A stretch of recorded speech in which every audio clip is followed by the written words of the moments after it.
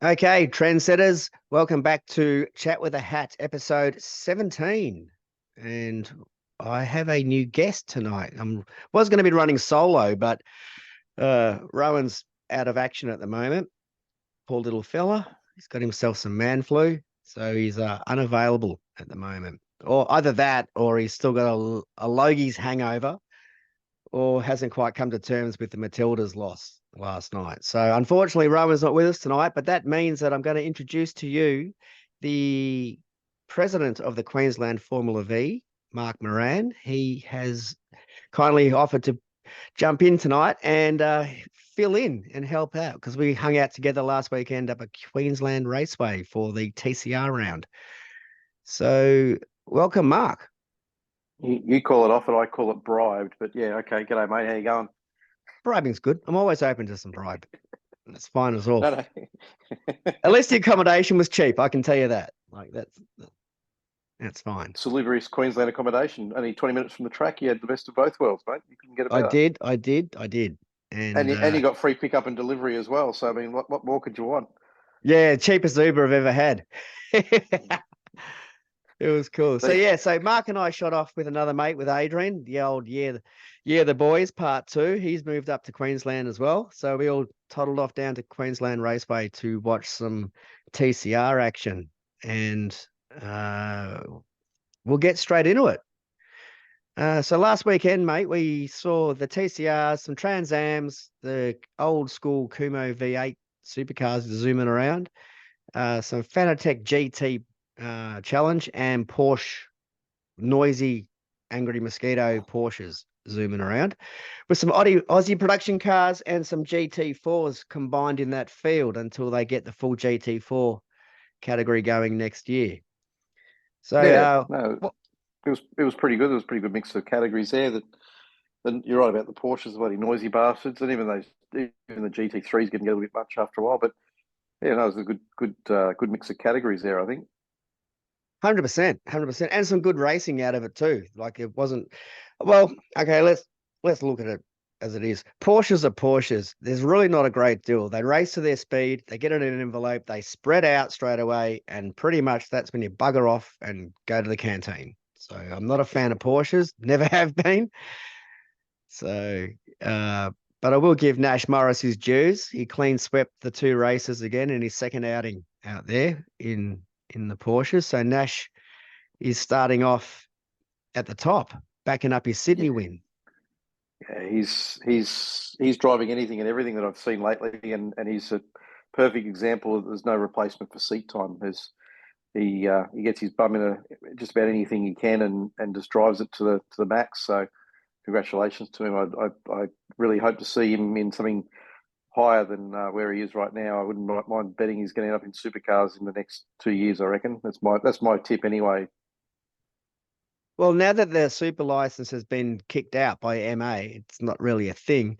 And supercars have full discretion as to who gets access to wildcards and co-drives. And they have now just made up their own rule last week, just out of the blue, because they can, that if you win Porsche category in the top three, or your super threes, sorry, yeah, super threes, that counts as 3 rounds for super twos towards your 6 super twos round requirement to get a seat in supercars. So when your dad's got a racetrack out the back and you're now in the Porsches, you clean up in a category there or finish top three, you have only got to do 3 super twos rounds along the way.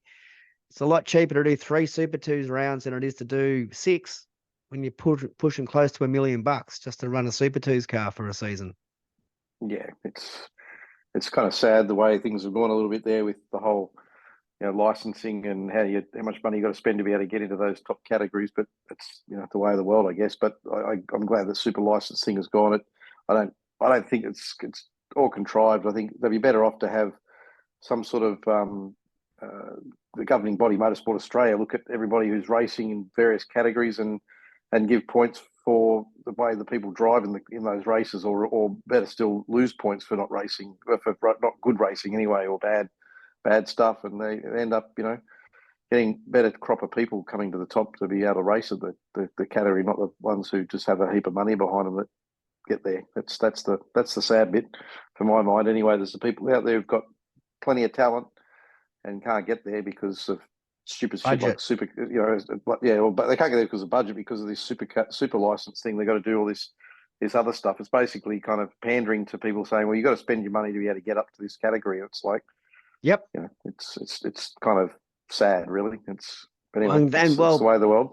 Thank God it's gone. Well, motorsport racing is expensive, and we all know this. And we know that there are gun drivers out there, young kids that can't make budget but have all the talent. But this is the only category of race of sport in the world where you can buy your way in. Simple as that. And it's terrible, unfortunate, but it's just the way it works. Anywhere from karts all the way up to Formula One. You got budget, you're in.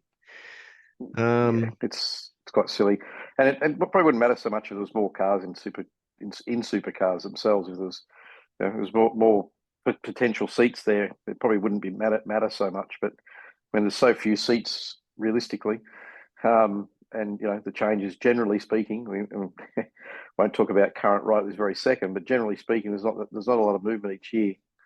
It makes it very difficult for anybody who's got some talent. It does, because it's a pyramid, and the pointy end is very, very skinny for opportunity. So while we're talking about the Porsches, though, we will address the serious accident that occurred up there on the Saturday night between Richard Cowan and Andrew Goldie. They looked like they made contact and slid in sideways into the Marshall station at easily, what do you reckon, 180 k's an hour? They came out of 3. They were full throttle, and it's halfway down that straight coming into 4. Yeah, they'd probably be closer. I'm picking in the V down there. We're probably at about, I'm guessing I'll be able to check data, but I'm guessing about 130, somewhere thereabouts, probably at coming into there. So yeah, in a Porsche, be quite easily that sort of speed, I reckon. Yeah, so unfortunately they slid in sideways, and it was a savage impact into the tie wall of the actual Marshall station, which actually cracked the slab and the Marshall station itself as well. Yes, it needs some repair work, from what I've been told. Yeah, I don't know where you can move it to either. Like, it's whether they need to reposition it or not, but I don't know. They need it there, but whether it's on the outside or the inside, it won't make a difference to that type of sliding off the circuit. That fast section of the circuit, you can't really get it far enough away to mitigate the potential for an impact like this again. It's I've never seen anybody go in there before, myself. I think it's certainly not something I've considered going down. I mean, I've plenty of times raced wheel to wheel coming into turn 4 there. Never before have I considered that you might end up into that barrier there. Now, us racing drivers are a little blind to those things, though. I will admit, you don't usually think about it too much. So, but yeah, it is a little unusual to be there, I think. But anyway, they say they can't. It's not like they can move it. They need to have a Marshall station there. Yeah, they still need it there, and I don't know. There's a review happening at the moment, and smarter minds than mine will come up with a solution. So unfortunately, what I will say is massive appreciation and huge. What's the right word?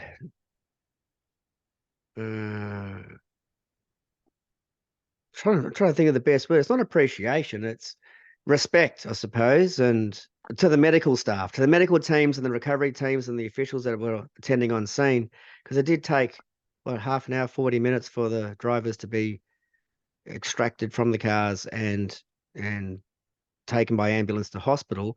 Now, I will say straight away that Andrew Cowan was in a very, very serious. He was actually class critical at the time, but he's in a stable and serious condition now, so he's definitely on the improve. Still in hospital, and Goldie was in hospital with him with a whole bunch of broken ribs, but it looks like it's a testament to the cars and the medical staff on circuit that we've managed to extract some pretty serious incident, and the boys are going to pull through. It seems like with no ongoing and permanent grave damage. Yeah, hopefully, yeah, that's be the case. But no one likes to see anybody be hurt. No, That's the last thing anybody imagines. But looking at looking at that incident, and I think the interesting thing for me was it was on the last lap of the race, yep, and the two of them are touched now. And I'm not familiar enough with the drivers or the category to know is there bad blood between them or anything like that, or what the behind the scenes thing might have been with it. I got no idea whether it was, and I didn't see the race. Obviously, I wasn't there for that evening no. race. There's been absolutely no. There's been no commentary whatsoever. That I mean, the category itself, there isn't a book of feuds. We're going to get to the book of feuds because there is a category coming up where there is a book of feuds. But but the plenty Porsches, of no, them. they don't seem to carry one. No, everyone just likes to race their expensive toys, clean and fair. And to be honest, to get that many cars close to each other is actually uncommon, to be perfectly frank. Yeah, though there was a fair bit there was a bit of close racing with them over the weekend, though, I think, but more than usual anyway. Yes. So, speaking of the other categories and books of feuds, Trans Am. Now, we love Trans Am racing. These cars are fast, they're loud, they're obnoxious, they've got monstrous back end wheels. They like to step around and move around a lot. They're a stock car, basically. They've got the 3 new chassis, the Dodge chassis, not chassis, body kit is now returned to the field. So now we have the Mustang, the Camaro, and the Dodge shape car. Tommy Hayman came up from Aussie Racing Cars, and he cleaned up. He swept all 4 races. Well, 3 really, isn't it? Because race 1 was First race was a non-race, non-event because of the big pile up at 4. Yeah, which I mean, you call it a big pile up, but to be frank with you, when I looked at that incident, I thought that was pretty bad that it sort of took out. Well, effectively took out 4 cars. There's two of which I think didn't even run for the rest of the weekend, or at least one didn't run for the rest of the weekend. Correct. And like it wasn't that big an incident when I looked at it. It did look innocuous, didn't it, as cars were just making contact and spinning, but then you look at the amount of damage that was sustained. Yeah, so I don't know whether that's because they're a little fragile, those cars, or what. I'm not really sure. Well, not normally. Yeah, we wouldn't think so, I guess. But yeah, it was kind of it did seem a little innocuous, but at the same time, I mean, if you start ripping suspension mounting points out of a chassis, correct, it does end your weekend pretty quickly. You're not about to start welding them in at the track normally. If you do, you're not going to be going straight. Nah, you'll be driving Shane Van Gisbergen's car that keeps pulling to the left. Yeah. That will actually be Lounsey's car. There's no doubt. Because Jamie, at that ride day after SMP, when Shane jumped, when they swapped chassis. Yeah, so they took all 3 cars out on the Monday for the ride day, and Jamie drove them all, and he got back in and came back in and went, yeah, Shane's car's not right. Like it's not tracking straight. So there's something wrong with it, yeah. So they'll work it out. But Shane's not going to give back that car. He's not going to give that car back. He's going to go, screw you, Lounsey, Golding, that's your car. Oh, Lounsey will be able to drive it. Doesn't matter. He'll drive something with the wheels pointing backwards on it. Yeah, true. So just to finish off on the Trans Ams, Benny Grice came out afterwards, and as Benny Grice does, just basically unloaded on the category, just unloaded on everybody, took pot shots left, right, and center, and is still having a crack about the gearbox, because these Trans Ams all season, all year, have been blowing gearboxes. I said once again, the gearbox went on his car. This was on race 3 on the Sunday, blew his gearbox, which he did in Tassie. Remember that big stack with Simpson coming around the outside of Jet Johnson and then piled into the Gricey, and then they all cartwheeled and rolled and flipped. One of the biggest accidents I've ever seen at Tasmania, I reckon.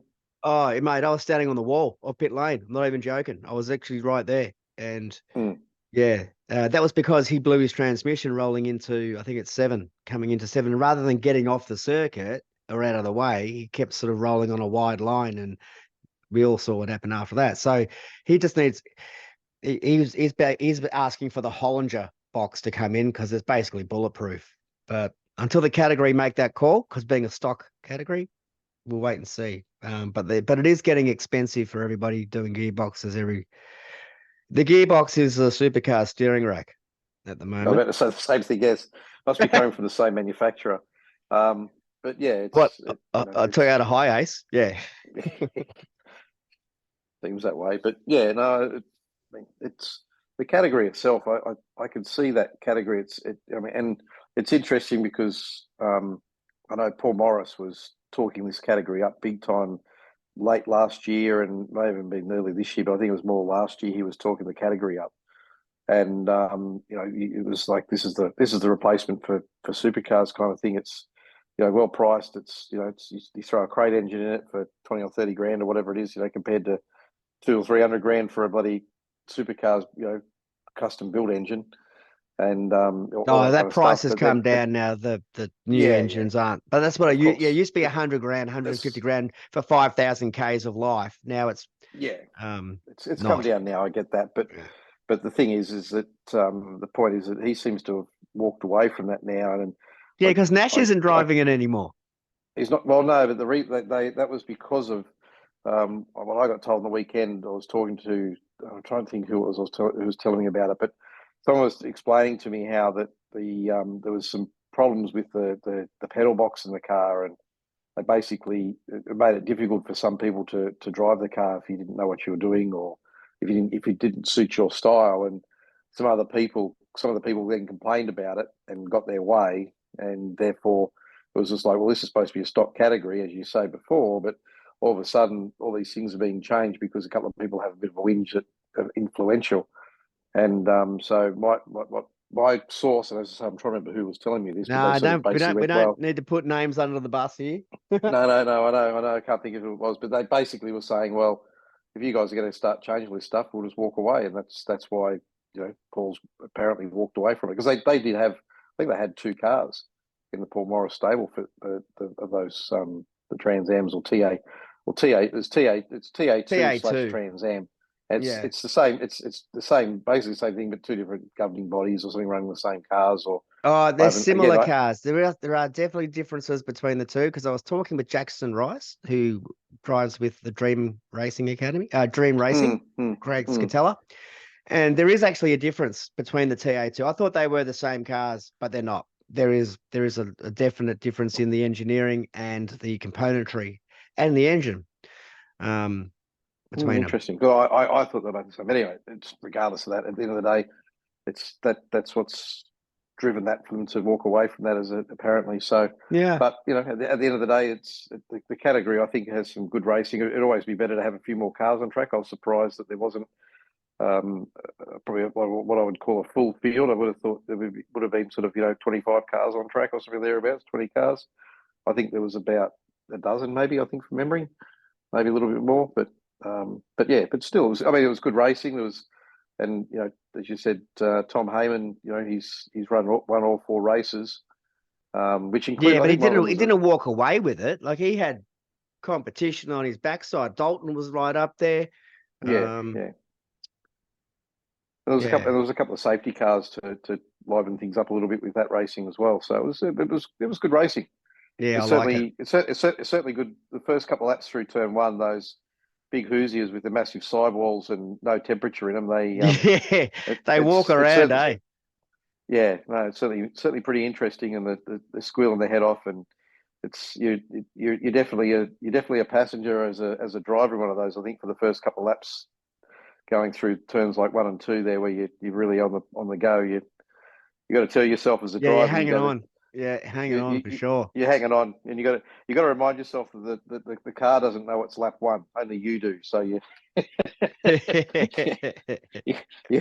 it's all a mental game. So let's move on now quickly onto the TCRs, which is the reason I was actually up there in the first place. I mean, perfectly honest, mate. If I see GT World Fanatec Challenge brought to you by, I can't remember who, whatever the longest name in world motorsport,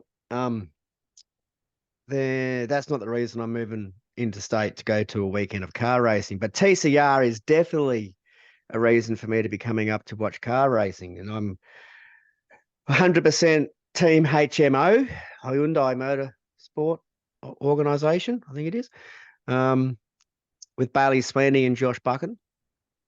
So we're kicking off there. They have their 13 cars on grid as well. And Willie Brown came back. He returned to the grid with an Audi after missing out on the Winton round because he was in the States playing NASCAR or having a look at NASCAR with his mates.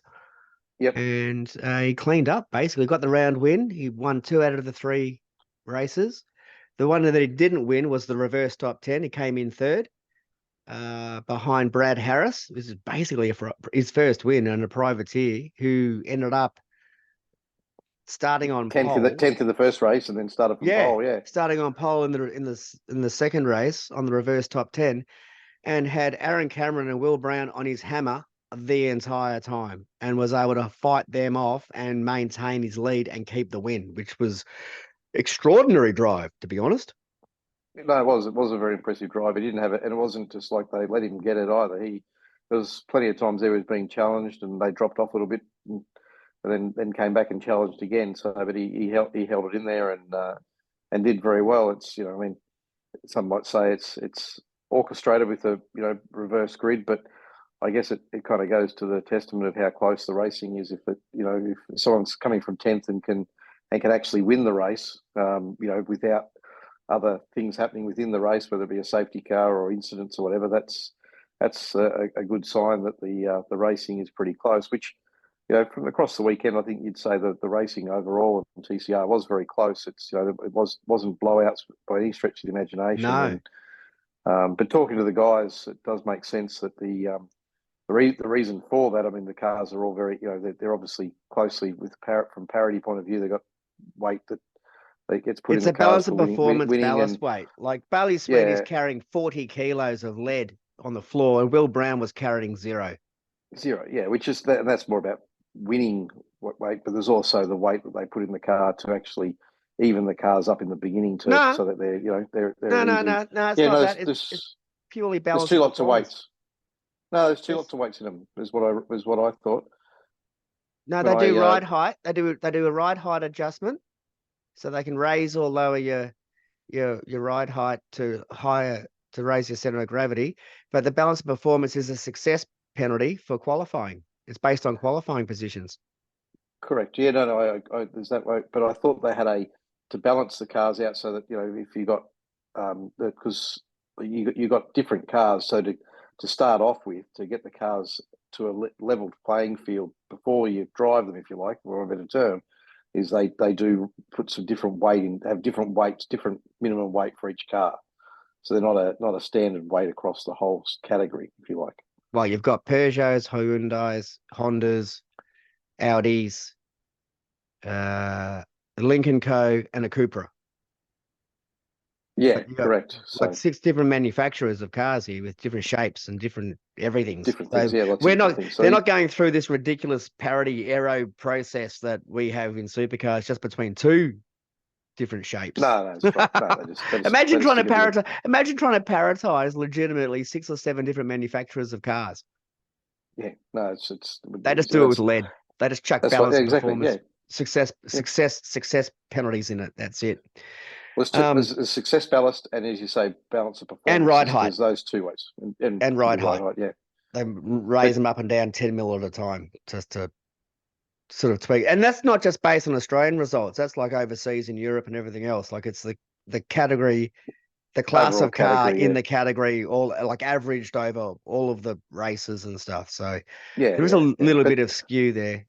So yeah, probably is from other places around the world. But talking to the guys, they were all the drivers. When I say the guys, they were all commenting about tyres and how the tyres are really a struggle this year. Last year they had the can't remember what tyre it was last year. This year, I'm pretty sure it's a Kumo tyre. They Got the said Kumo tyre this year, yeah. Kumo tyre this year. Last year might have been a Michelin, I think. Actually, I think they said. And they all said they'd rather go back to the Michelin tyre. The Kumo tyre is, they basically have, as they put it, vanilla. They all come on at the same time. They all run the same, basically same tyre pressures. They all come on at the same time, and they all overheat, and then you can't do anything. So they don't think they're sort of saying it's not necessarily conducive to good racing, as in like everybody's exactly the same for the whole race kind of thing. Whereas the tyres they had last year, you could push on them for a few laps, and you'd notice if you push too much, they'd degrade a bit and drop off, and then but you could let them cool down and then go hard again, and you'd be able to challenge somebody. So Yeah. it's interesting. So and that kind of goes with what we saw in the racing, because a lot of the moves were done in the first, probably in the first, certainly the first quarter of the race, was most of the moves were happening. Yeah, first 5-6 laps, yeah. Correct. Then there were a couple of battle packs. Yeah, it's still good racing, and Bailey did very well coming through the field from the back of the grid. I mean, obviously he copped his penalty. Well, not really a penalty, but he got It was a technical infringement. Yeah, disqualification for Saturday. Yeah, as a result of having a battery issue, so he got put to the rear of grid for both races, and I think he did really well. I was very impressed with the way he was coming through the field. And it was clean racing. He wasn't punting people off to come through. He was being just really very decisive and just putting the car in the right position. And again, he didn't have it all in his own way. There was a couple of laps there where they were side by side for 3/4 or a lap or two even, to before he actually got the move made. So very impressed. Yeah, well, he had the second fastest car behind Will Brown all weekend. Qualifying exactly proved that. But he was carrying 40 kilos ballast, and Will Brown was carrying no kilos.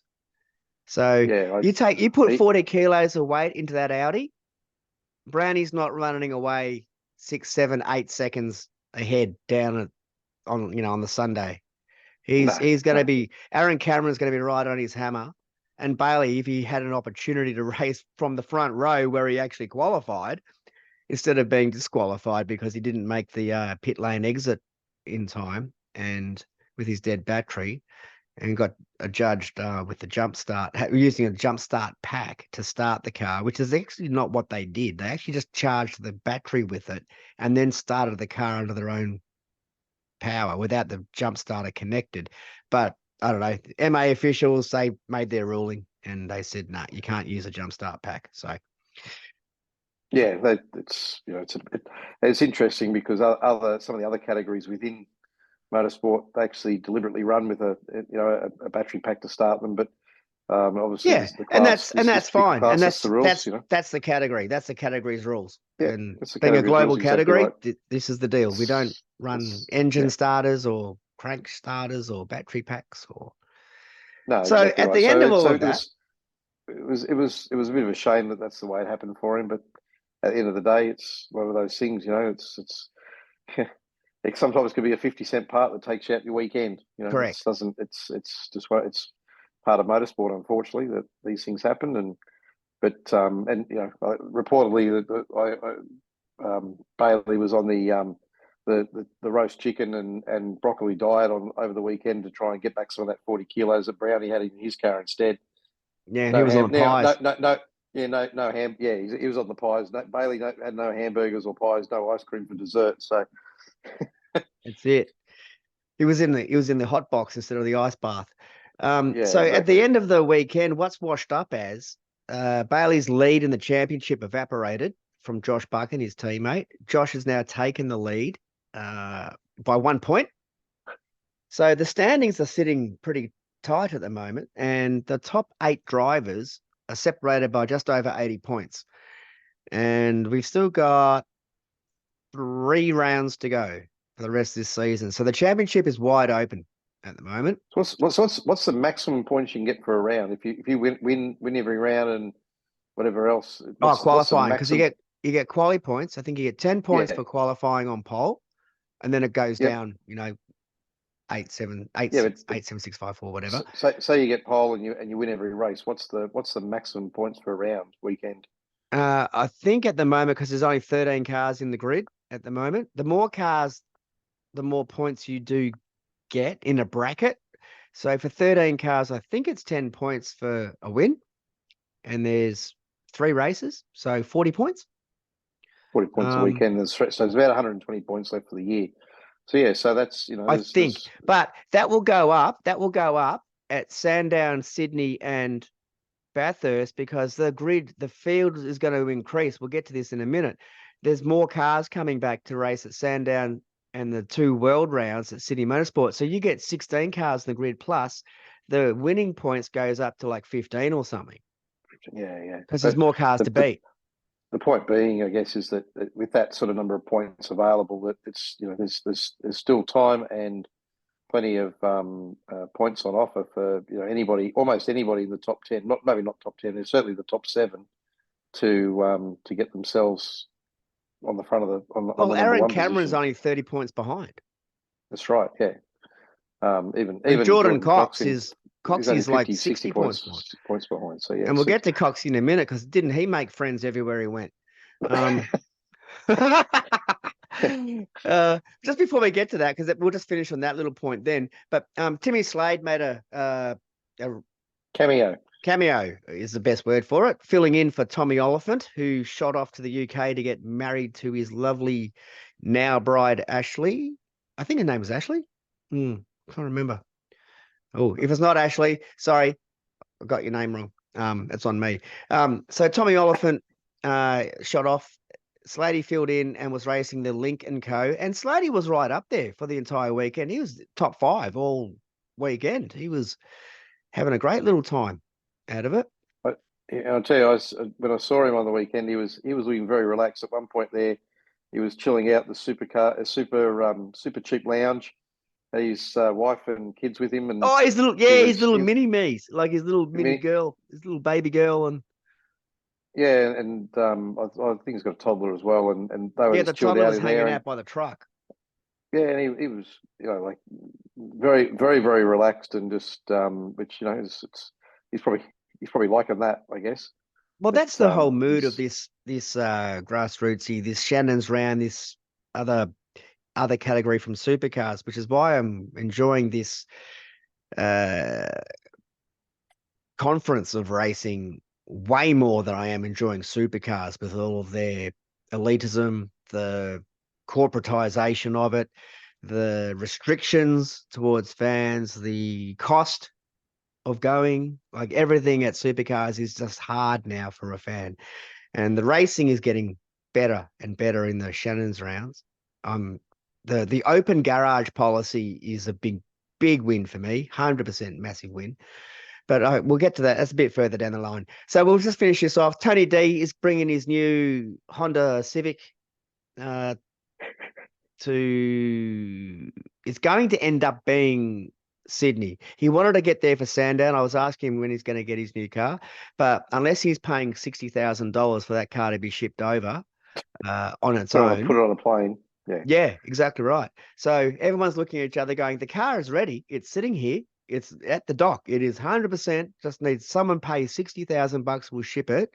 And Honda are going, but we're shipping some cars over for the World Round in November. So we can do it then. Or if you want it now, you have to pay $60K. And he's going, I don't have $60K. And we're not. $60K is a big bunch of your budget for the year in that category. So yeah, I mean, if so he's going to get the car for Sydney. He won't get it for Sandown. He's going to have it for Sydney, realistically. Yeah, and I mean, I'm not super in depth with this category, but watching what I'm watching and so forth, that I don't think that car's going to turn up and be 5 seconds quicker than anything else. So it's not like it's going to turn the championship on its ear. So to spend $60,000, you'd want to be. It'd be something you'd have to be getting, some huge change and huge advantage to spend that sort of money. Well, this is the thing. He's not going to get a chance to really practice with it until he hits Sydney Motorsport Park on the night racing. So the Link & Co. and the Cupra over in the UK, or over in Europe, they're the 2 models that are really dominating at the moment, especially the Link & Co.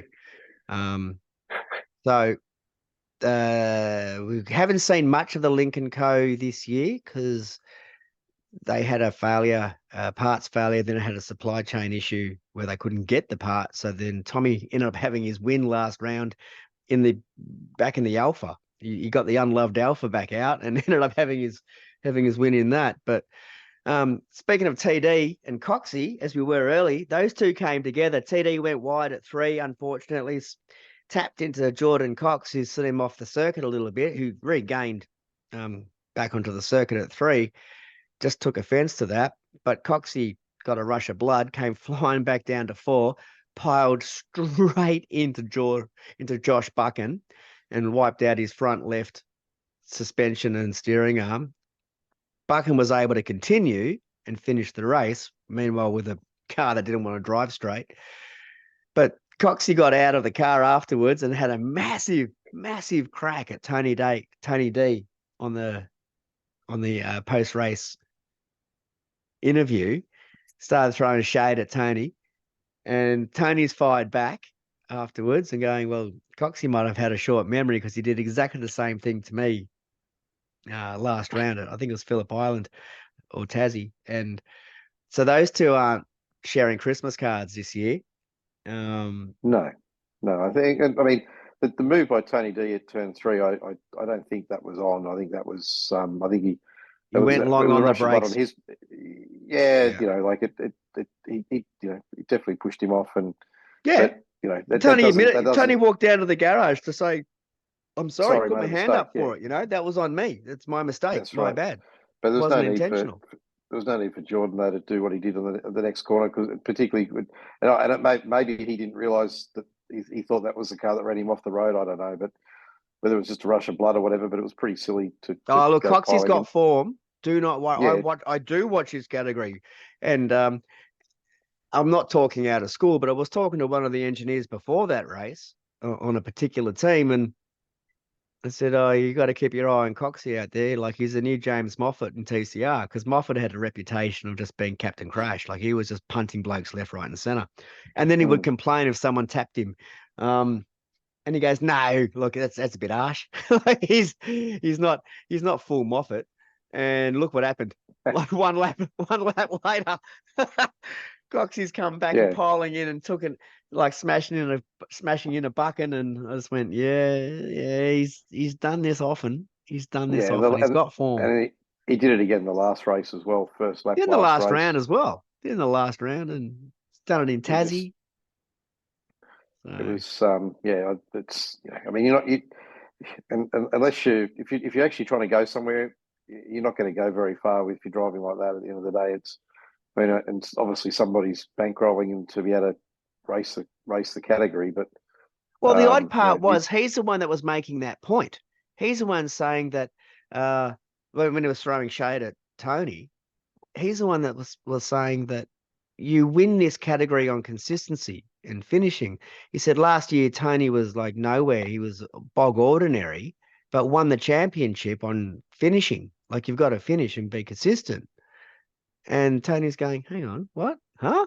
Is that a backhanded compliment? It's saying like, I'm P nowhere all year, but I've won the championship in the last round. And Tony did win the championship in the last round when Will Brown won the race, and Tony finished 11th, and he only had to finish 12th. But he finished all the races. So we got World TCR coming up, Sydney and Bathurst, which we've been talking about already. There's 10 international drivers that have been confirmed, another one today. There were 9 as of last weekend, and one's now been added to that list.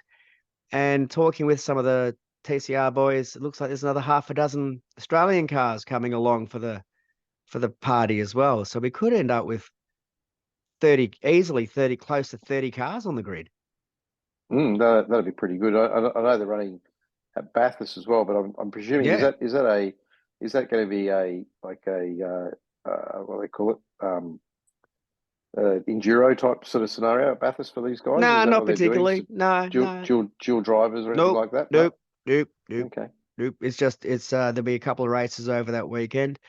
Sydney will be under lights Friday and Saturday night, which is the format that the Supercars drivers and teams were debriefing after last Sydney round, saying that they should do that too, not this Saturday night and then that short race on Sunday afternoon where they have one warm up or quali session, and then they just do a 120k race, and that's it for Sunday. They said, well, we should be doing Friday and Saturday night too, because they were all there on Thursday. For Thursday and Friday at the track, they did nothing. Yeah, I mean, from a spectator point of view, if you get it, if you have it late enough on a Friday evening, you'll probably get the same number of spectators and as you would on a Sunday, realistically for that particular race. If people can come after work and just go to the night portion of the race, I suppose. Yeah, you kick it off. Well, you kick it off at 6:30.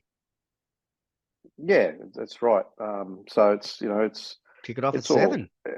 It's all possible, I guess, because it's the TCR other are doing is, yeah, absolutely. I mean, the other option is you just have the qualifying under lights on the Friday, and then run just the one race on Saturday night, but maybe race it during the day on Saturday. I think that's what they did this year, and that's what they're saying. Well, Sunday was bog ordinary because that's right. Just saying don't have Sunday at all, but and they go to a lot of effort to be able to race that one bit of the night racing with the cars and that. So it's like, well, is it really? What's the point? Twice. Maybe, yeah, exactly. Or maybe they should be having two races on the Saturday night, or a longer race on Saturday night or something. But I just agree. turn it into a 2-day.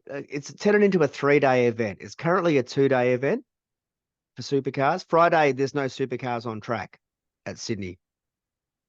Yeah, you can do that too. I suppose So you do your practice on Friday, you do your quali session, then you race at night. Done. There's your first race done. Saturday, you do a warm up or a practice session. You don't even need it. You just do a qualifying session and then go racing on Saturday night. And then Sunday, everybody can just go home. Yeah, that could happen. Just don't do Sunday at all and have it Friday, Saturday. Mm-hmm. That'll do the go. And actually, one of the things I think supercars need to look at seriously is the amount of practice time they have. I don't think that some of these tracks they go to and they have. I mean, Enduro's different story to because you've got extra drivers and all that kind of stuff. But general rounds, I reckon they get rid of this sort of 2 or 3 hours worth of practice that they have, and go to more of a. I think it's NASCAR was brought up where it's much shorter. 2 15-minute sessions or something, or 20 minutes or whatever it is. And I think you'll find that you'll end up in a situation where you're going to get much better racing because you'll have people who don't get in the window in that 20 minutes and end up qualifying a bit funny or whatever else. It'll encourage better racing, or certainly more exciting racing for the spectators, because you'll get cars. You won't ever get teams. You won't. Okay, the teams are happy with the 2-day, like ditching some practice sessions. They're going like, we don't really need a Friday practice for a 2-day sprint race. We don't really need all of that when we've got qualifying sessions as well. So that's why we went to the 2-day rounds, and the teams will not be keen on reducing even more when they are the victims of not being in the setup window, especially in the current format of Mustang cars where their setup window is razor thin relative to the Camaro. It seems to have a lot more out of the truck speed. Yeah, no, I get that. And that aside, that's if we get to a bit more of a parity situation. But as I say, even if they have that problem, I mean, okay, it's not fair if it's one-sided, but I think if they get to a point where they have less practice, it'll mean that the teams have to be either on the ball or you're out of the window, and then you've got to throw something at it and have a guess and go racing and just get in there and drive the car. But as we all know, and we've probably going to talk about this later more, but old Gizzy's been banging on about the supercars and how bad they are. It's all about tyres with supercars at the moment. Is that they all drive around at 8 tenths to, or even less than that, 5 tenths, because they want to make sure that the tyres are going to last and there's no real racing. So there's bigger problems there. I think the whole category's got bigger problems, to be frank. Yeah, true. That's the whole parity thing that they haven't got their head around yet. They're still working with it. I'm not ready to throw the whole lot under the bus and set it on fire just yet. It's heading down the hill, though. It is. No, you're right. It's a tumbleweed heading down the hill that's about to get scorched, but what else can they do? I mean, they've built themselves into a corner. They have only one option, which is to persevere and put it right and spend what is required to get it done now, which unfortunately for them, being over 60 million bucks in the hole, they don't have all the extra coin to start taking cars overseas for wind tunnels and transient dyno testing and all this other, the torque sensors and all the other parity design testing that they want to do. No one's prepared to put their hand in their pocket to pay for it all. And we're coming up to round 8. Race 21, 22 coming up this weekend, out of a 28 race series. And this year's basically an asterisk year when one half of the field can't even fight on a level playing field. It's pretty poor. And when you look at it, I mean, if we all remember, 2022 was supposed to be this car, remember? Yep. And so here we are in 2023, and it's still not right. So I pretty much, like you say, it's an asterisk year. I don't see they're too far in the season now for it to actually to be fair. Even if the Mustangs started winning every race between now and the end of the year, it'd be bloody hard for them to be actually competitive from a championship point of view. Correct. They might start to win some races and stuff, but to actually be fair income competitive in the championship, unless Triple Eight and Erebus take each other out at the cutting and lose 300 points one off, while they also do that at turn 4 at Sandown, lose another 300 points. Yeah, right. Mustangs need to come 1 through 10 as well as that. So yeah, it's like, and the same Mustang needs to win every race. So I can't see it, and it's pretty disappointing. And I'm not, I'll admit I haven't watched a lot of supercars this year. I've watched bits and pieces, but what I have watched is it's kind of like processionary, and it's it's been kind fun of sad, up the front. really. It's been fun up the front. Like, jeebs, you've been living under a rock. Somebody touches somebody, and everybody loses their mind. Yeah, they do. But at the end of the day, it's bloody Rubbins racing. A lot of that stuff is ridiculous. It's you look at the comparison between what Giz did to Will at Sydney Motorsport Park, which right or wrong, or how that actually played out.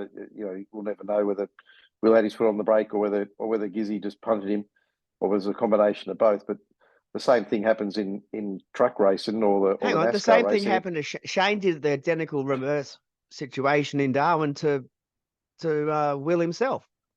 Yeah. Propped him on the exit of the corner, and then complained that Will's hit me in the back. It's like, well, dude, you're on the brake on the exit. Yeah, that's right. But what my point is that the same shit happens in things like NASCAR, and no one even blinks an eye. It's like, what are you talking about? So some of this stuff, some of it's getting too clinical, and it's getting too kind of what's the word, like not watered down, but just too sanitized. Sanitized. That is the word. Yes, too sanitized.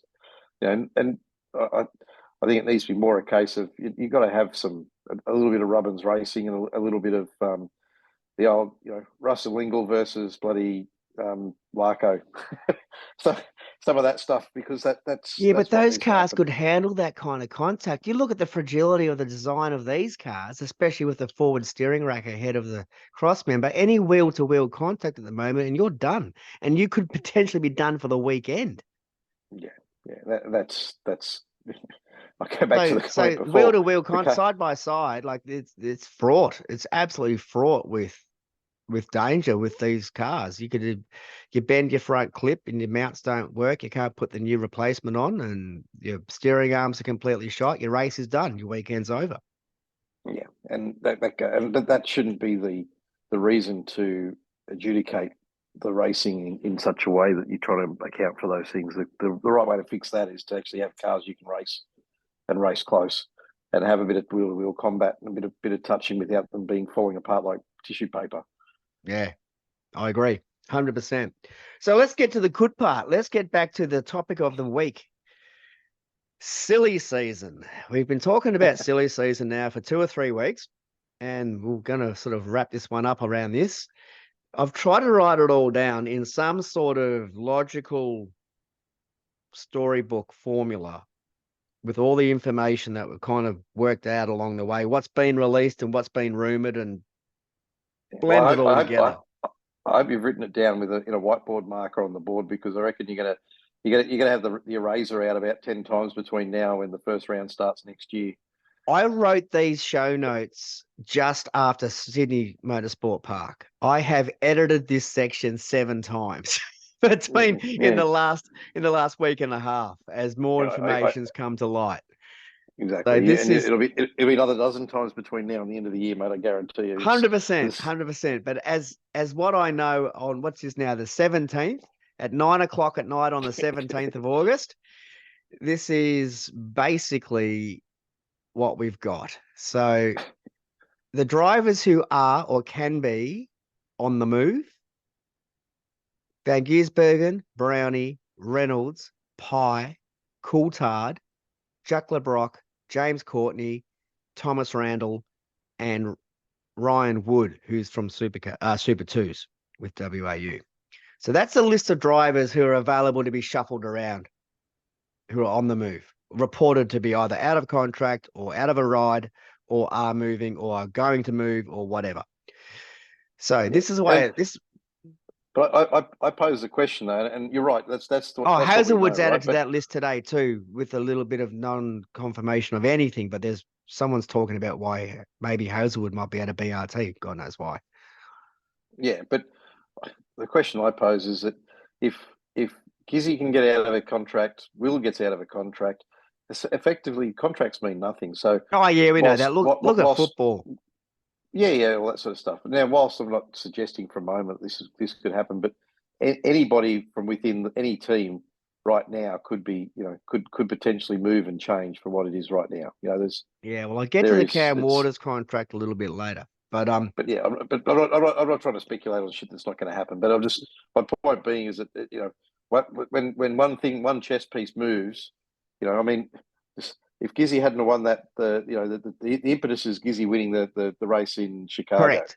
If Gizzy hadn't won that race or hadn't done well, I don't think he would have had to necessarily win it for it to be like this. But that's been the little piece of the puzzle that's fallen out, and therefore the domino that's fallen out. He still would have explored leaving Supercars because he hates the car. Yeah, I agree. I think you're right. We'll get to that in a little bit. But so let me run through the way I've storyboarded this. Yep. Okay, so Erebus have announced that Will Brown. I wrote this last week before QR. So Erebus announced that Will Brown will leave the team at the end of this year. That was a first announcement. Mm-hmm. The worst kept secret in the lane was going to AAA. I run into the entire Brown clan. There's like 9 million of them at the racetrack. And they're all looking at me going, you fishing? He's going to Grove. He's going to Team 8. I said, you stop. All of you, stop. He's going to AAA. You know it.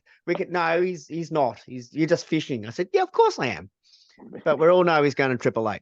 So, regardless of the fact the Brown clan need to win bloody lotto because they've got to go buy new merchandise now. So they're going to be in all sorts of trouble.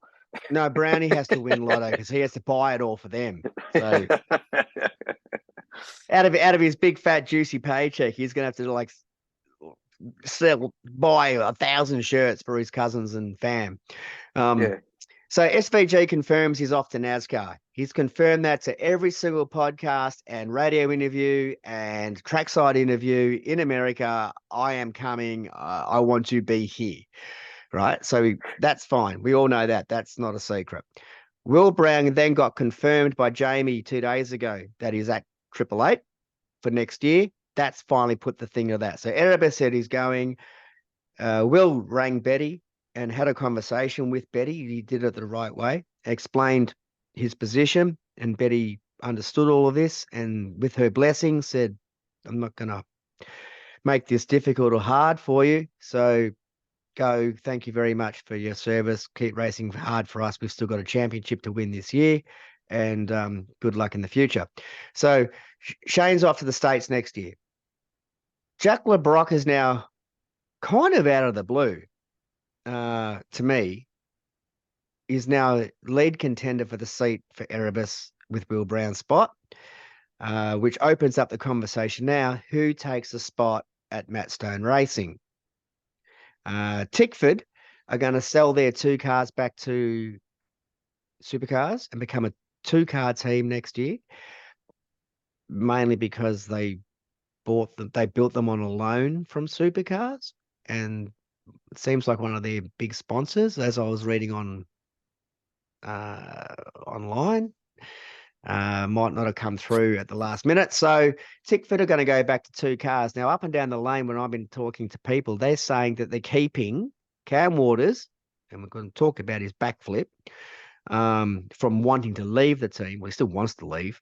He can't stand the place. He can't wait to get out. But there's something that's done him a 180 where he's staying for another year to fulfill his contract. And they're going to keep Declan Fraser. So that leaves Thomas Randall and James Courtney without a seat next year. Ryan Wood from Super Twos is ahead of Fabian Coulthard, who's now in the running to take Nick Percat's seat at WAU. Percat's on the nose there. He's about to get flicked. So they're going to bring up Ryan Wood from Super Twos over Fabian, who's coing and wants to get back into the real seat. But Fabian doesn't come with any money. Ryan Wood comes with money. Fabian comes with a watch, and there's only so many watches that you can sell at cash converters. And today, this afternoon, Richie Stanaway has been linked to Grove Racing to take Davey Reynolds' seat, because Davey Reynolds is on the nose at Grove.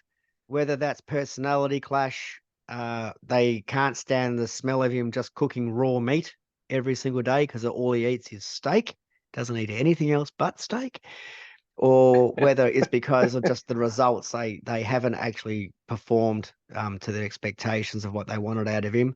So Richie Stanaway has been linked to there today, which will be good for Richie because Triple Eight didn't want him to fill Shane's seat. He's good for a cowie, but not for a full-time ride, because Scotty Pye is going to be leaving Charlie at Triple Eight at the end of the year, whether he's retiring fully or whether he's out of the door and is now going to look for another seat. Maybe Pye goes to MSR. Who knows? But when Davey Reynolds goes from Grove, he'll be taking Penrite as a sponsor with him. So the Groves are going to be in the market for another big sponsor, especially a full team sponsor, because Penrite used to be an Erebus team sponsor, but then they converted to a Davey Reynolds personal sponsor. So where Dave goes, Penrite goes. So that's the storyline that I've been able to try to work out with all the information that we've got as to who's going where. Yep. But we don't know. We don't know who's going to Matt Stone Racing. No, we don't know for sure. But the thing I'm not sure about is, well, one of the questions I raise is with Jack LeBrock. Yeah, I can get the link with him and Erebus. I get that, and I get his academy driver and stuff. But I could be wrong here. But I thought the sponsor, the Truck Assist sponsorship that LeBrock has, is him. It might well be, which they will bring Truck Assist across as well. And then if Truck Assist and Coke want to have an argument, I think Coke will win. Well, that's my point. Is that where I was going to go with that was that if he's got the sponsorship, it might be more of a better fit for him to move to Grove. Grove are looking for a sponsor and they're looking for a driver. He's a driver and a sponsor in one. All depends on how these commercial deals get done, doesn't it? Oh yeah, no, I agree. I agree with you. I actually hadn't fully considered that position. I didn't think that LeBrock had Truck Assist as a personal. I thought it was an MSR thing. Well, no, but Truck Assist, he was with, well, maybe I'm wrong, but didn't LeBrock have Truck Assist with where he was previously? I'm trying to think where he was previously before with MSR, but I'm pretty sure they went with him to MSR. I could be wrong. I'm going from memory. Is that Brad Jones? Was he with Brad Jones? That's what I was thinking too. I was going to say Brad Jones, but I didn't want to say that because I wasn't sure. Yeah, I'm not But 100% yes, sure, but I have a feeling that it might have been a Brad. See, Brad doesn't own all of his cars either. He only owns two of no, his no, four. yeah, no, I know that, but you know his model is you know everybody knows that his model is Money in the basically bank. put you know put the sign on the car and that's what it is, you know, and Yeah, that's it's an advertising platform for him, yeah. and I got no problem with that. I think he runs a very No, of smart course not. operation. Yeah. So you know, but anyway, that as I say, that's just something out of left field. Yeah, that's Probably not interesting. even That not could even be a close, but hurdle. it could be. It could be. Or you know, I mean, because you know, LeBrock has done a bloody good job this year. That's for sure. He's not. He's hasn't. He's done pretty well in his where he is in the championship, and you know, kind of Had one his of the second best. win. They've all He's got the probably same widget.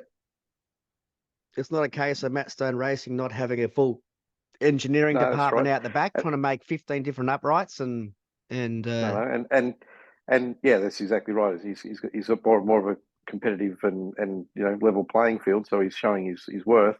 And if you think about it, he's probably the number one driver currently that's not that is potentially moving, but hasn't got anything secured. You know, like you know, obviously Will's got something secured, is what I'm saying. But outside the ones who we kind of know where they're going, I think he'd be probably the number one driver when you look at it, well, it's only as in because he's off on the contract point at the end score. of the year. I didn't realize he was on a year to year. Like his contract was up this year. And Mm, mm. I mean, I've also heard like Davo over at DJR's on a year to year contract over there as well, but he's happy to stay. Like he's not moving. Um, Will Davison would have been a great fit to come over to Erebus as well. Oh, sorry, to Triple Eight to take Triple Eight spot, Shane's spot. Davo over there would have been a great shot. Cam Waters is still floating back at Tickford, and uh, he was adamant that he was out the door and he was going to chase a NASCAR ride as well. So I think that door might have shut in the States, in which case he's staying quiet now, and he's just staying exactly where he's put with Tickford for one more year. And then when Cam's off contract next year, once everybody's sort of settled down and the landscape changes a little bit, he's going to be the number one sought after driver next year. At the end of next year. Next year, yeah, no, Yeah. that could be If he true. still wants out of Tickford, if he still wants to go, because Monster's going to go with him. So if he can suffer through cracking the shits at Tickford for a year, he'll be out of that. Once his contract's up and there's no penalties going to be applied to him for breaking it, then I reckon he'll be the number one signing for next year, and people might silly season will kick off all over again. Yeah, exactly, mate. But that's where silly season's at, I guess, and it'd be interesting to see what actually happens. And like I said, stay tuned because it's all going to change in a heartbeat, I reckon. Cool. All right, let's move on so we don't drag this on too much longer. We all saw Shane and Brody shoot off to NASCAR for a bit of a squirt. They did really well. We all loved it. We all woke up early. I did. I know you didn't. Shane, this is really, you all know what happened. Shane qualified 8th, finished 10th. Brody qualified 11th and started last because he had to use the spare car because he binned it in quali, so he got no time recorded. And it wasn't about the time, it was about having to change chassis, change cars. And that's like that. There's no quality time for the new car. So bang, you at the back.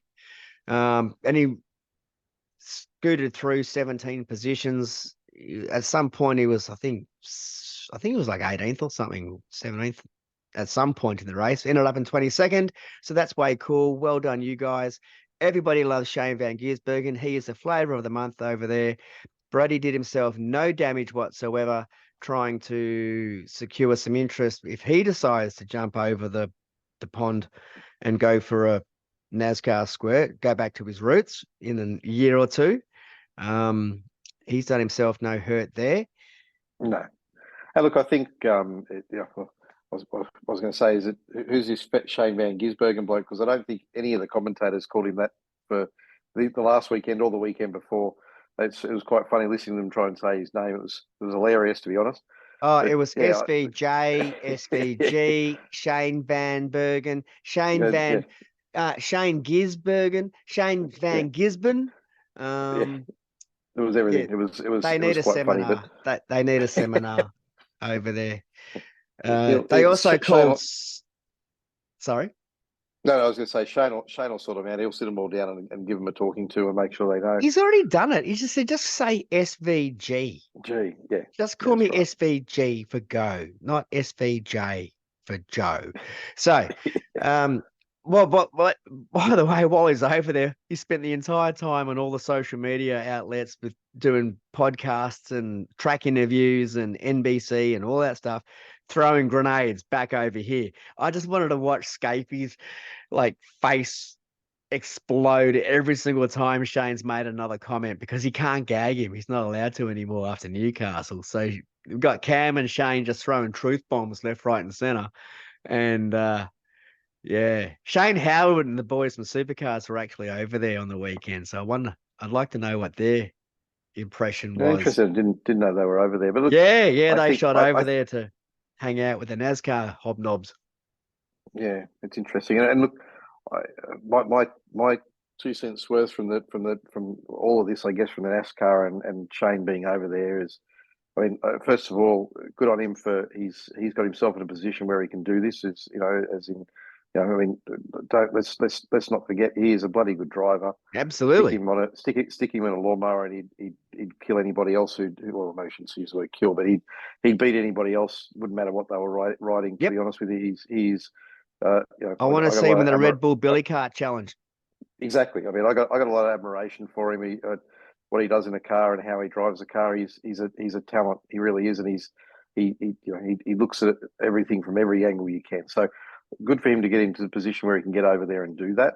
I think, and the telling thing for me is with him over there is that, as you said, he's out there talking to everybody. Now, okay, some of that he's got to do because he's a new bloke and that kind of thing. Correct. But he's out there talking to anybody who's willing to stick a microphone in his face or at press conferences and stuff. And it's not one or two word answers. It's not like, oh, how was the car today? Yeah, it was good. He's looking happy. He's looking he's enthusiastic, exactly. excited. He wants to have a discussion with them. Now, I don't know whether that's a reference to our media, our motorsport media, or what it is exactly. But I think it's a combination of things. To be frank, it's not just one thing. But it's he's willing to talk. He's willing to have a chat. He's willing to explain things and go in depth.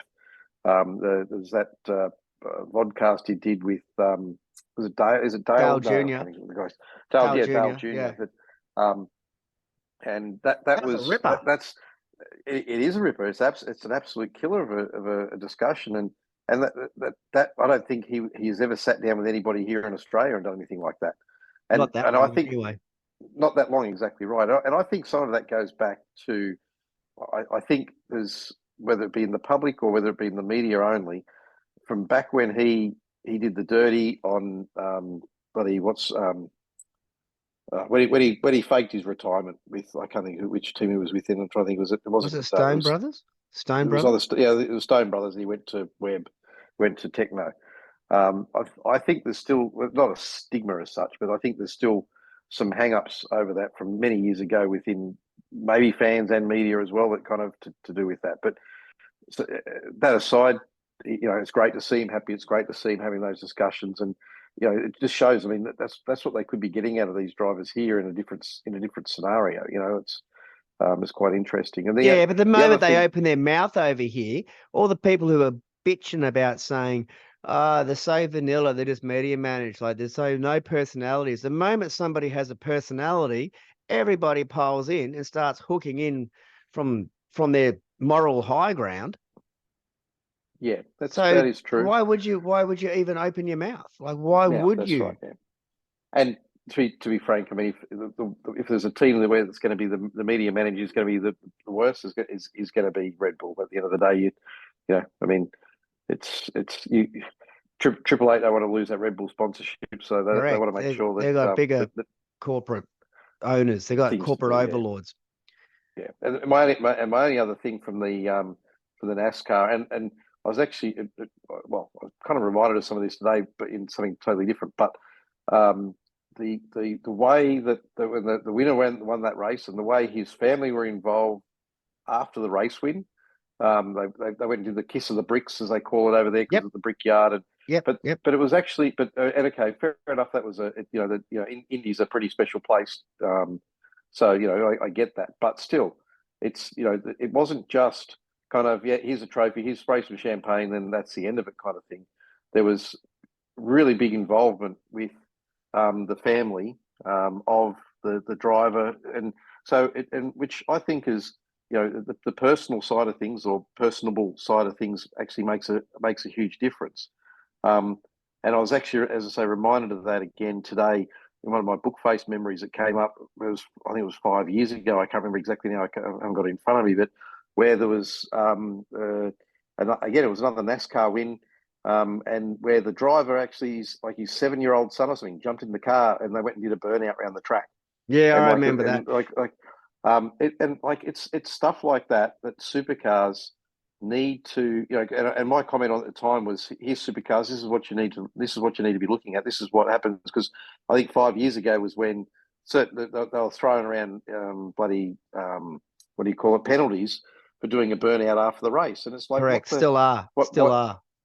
oh, I have no doubt they still are at certain Depending on times. the circuit. It um all depends on the circuit and where you are on the circuit. And yeah. it's wrong. At the end of the day, these are the things that actually make a difference to the fans, and it encourages people to want to watch this sort of stuff. But because okay, yes, they are racing car drivers, but at the end of the day, they're human, and I think that's the thing that everybody within, maybe potentially everybody, forgets, is that these guys, yes, they're racing car drivers, but they're human, and they've got to you got to look at the human side of this stuff as well. Mm. I think, but so yeah, and as I say, that memory I had come up and which reminded me of that as well. I was just like, when have we ever seen anything like that happen here? Never, almost never. Nothing close to that would ever happen. Too many do-gooders telling you how you couldn't do it, or it's dangerous, or whatever else. And it's like, come on, let's actually do something that's interesting, and actually gets people talking about the sport or talking about things in a good light. Yes, well, they've got a lot of work to do to get the good light back. All right, man, let's keep moving through because we've got to wrap this up. You're right. They have got a lot of work to do, but they could certainly take some lessons from places like NASCAR, and maybe Shannon was over there and saw that sort of stuff, and it'll come back. But anyway, that's all good. Yep, let's move on. Yep, we're almost at the end, mate, because we're trying to get this under an hour. So, coming up shortly for everybody else, but it won't be for us at the moment. Formula Vee had their racing down in Sandown, so Reef McCarthy had a fully clean swept dominance down in Formula Vee in Victoria, down at Sandown Racing. I had a quick chat with him today for a wrap up, which I'm going to drop in just shortly. So it's going to have a short break, and then you can listen to Reef's wrap up of Sandown and the Formula V state of racing down here in Victoria. And we have the national round coming up on September the 8th. Is it, Mark? Up at your way? Up at Yep. Morgan Up here in Park? Queensland, Morgan Park in Warwick, just south of Brizzy, southeast or southwest of Brizzy. Yeah, no, it's one of our tracks we race at up here probably 3 times a year, usually at least. And we've got a national, one of the national rounds. So it's the national series. Formula V Australia National Series is held over 4 rounds around the country at various different tracks. And it works on a race. You can race 4 and drop around, drop your worst round. So which encourages people just to a lot of people just go for 3 rounds. So you can you don't have to get quite as far across the country if you don't need to or don't want to. And so it's going to be really good to have a decent contingent come up from down south, we suspect, for that race meeting, and one of them will be Reef. And I know that we're excited to actually have him up here. I'm hoping I can learn something off him. Not that I'm anywhere near his class, but it'll be good. Should be some bloody good racing. I'll bring you down to the garage, mate. You can do some video together. Just bring your GoPro with you, and Reef will sit down, upload it, and it'll show you everything you need to know about being a old Reef. Yeah, it's a test. He's obviously a great racer, and it's good to have him in the class. I think it's hopefully he can get some more exposure, and A, Formula Vee will get some exposure, and B, he'll get some exposure and be able to get himself into something back into bigger Super and better. Twos. We've got to get him back into Super Twos. That's what we're trying to do. We need sponsorship. We're talking about kids with talent, no budget. He's There's already one raced right there. Super Twos and Super Threes. We just have to get him some coin to pay that, $1 million a year, up to between 700,000 and $1 million a year to run a Super Twos program. We just need to find some of that. So surely just coming up just after this, there'll be a little interview with Reefy and myself wrapping up the Sandown round. And I'm just going to put a little pause in here so I can cut it in. Magic of podcast editing. And we'll pop back up and we'll wrap this one up.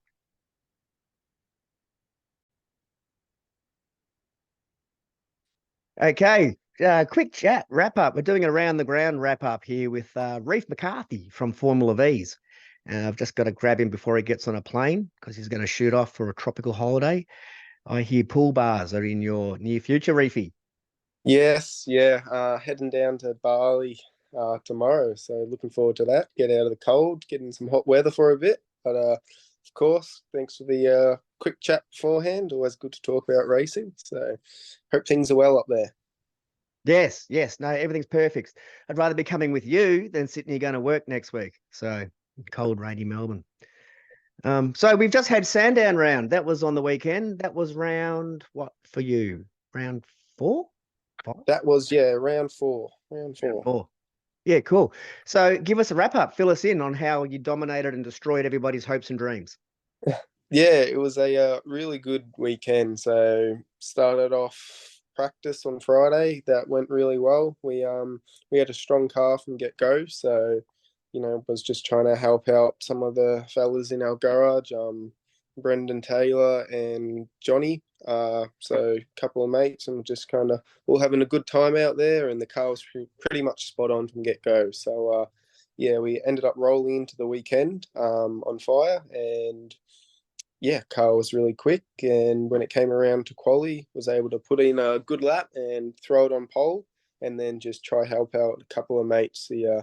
As you know, the tow's so crucial in our category. At Sandown even, it's probably still worth just over a second a lap. So, just got in front of a couple of mates and tried to tow them up a little bit closer to the pointy end, and worked out pretty well.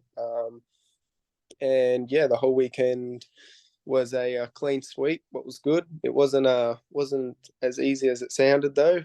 Race 1 especially was able to have a good battle with Nicholas Jones and Lee Partridge. What was awesome, both of them Nick Jones is he's quite new to the Sabre 02. He's hopped in a new car this year, he's really getting to grips with it quickly, and no doubt he's going to give me a run for my money for the rest of the year. And same with Lee. Lee's such a gentleman to race, and he's really quick, getting the hang of that car really well. So I'm sure there's going to be some good battles with them later on in the year. But race 1 was able to just pull a gap with about 3 laps to go when they started battling behind. But I was in the thick of it before that. And the other races was able to just get rid of the tow and get out of their slipstream within the first couple of laps, and just try to push from there to get away and get a clean sweep. So awesome weekend, car straight, and very happy garage. Yeah, cool. We call that the RVG move.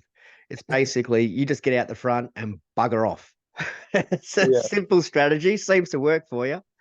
Yeah, it's especially at tracks like Sandown and Winton, where the slipstream, it still is worth quite a bit of time each lap. But if you can get out in front and you don't have to worry about the mirrors and you don't have to worry about who's behind you so much, it's just about getting in that consistent laps in. And if you can just kind of set yourself up, you don't have to worry about trying to outbrake people and defend and stuff like that. So if you can get out in front in the V's, it is, you can pull away. It's just the first couple of laps you gotta push it on cold tires. Yep. Well, I was up in QR this weekend, which is why I wasn't down there partying with you, but I was able to watch it on Blendline, and there was a lot more racing. Geez, I tell you, I think the next block of cars was only about a second and a half or a second between them all. Yeah, it was awesome. Massive I battle think, packs, huge battle pack. yeah, I think from like second to eighth or something like that, was just there was nothing in it. It was a huge battle pack, and it was awesome to see in the mirrors. And yeah, again, super clean racing off all of them. So that's always really good to see. That's kind of why I love the category so much. Is everyone has respect for each other, and obviously open wheelers. If you don't have the respect for the drivers around you, then it can end badly pretty quickly, and no one likes to Yeah, we see saw cars. that in Phillip Island. Yeah. um, Best of both so worlds there in the driving yeah, rain and then in the sunshine, like you come a cropper and get T-boned. So yeah, but yeah, that one was on me. But again, good thing was we both jumped out of our cars and shook hands, and we're both back on track now. So awesome to see. And yeah, it's just an awesome battle pack. I think I was pretty lucky actually. To just get out in front, and just if you can get the first couple of laps underway on cold tires and pull a little bit of a margin, then they all seem to battle pretty hard behind. So you can pull away. So yeah, awesome weekend again. And I think now it's at 10 out of the last 10 have been race wins in the car. So starting to get a good little margin in the championship. And yeah, you're yeah, well entrenched up the top there, that's for sure. yeah, it's going well, especially with how close the battle pack is behind with all the other drivers.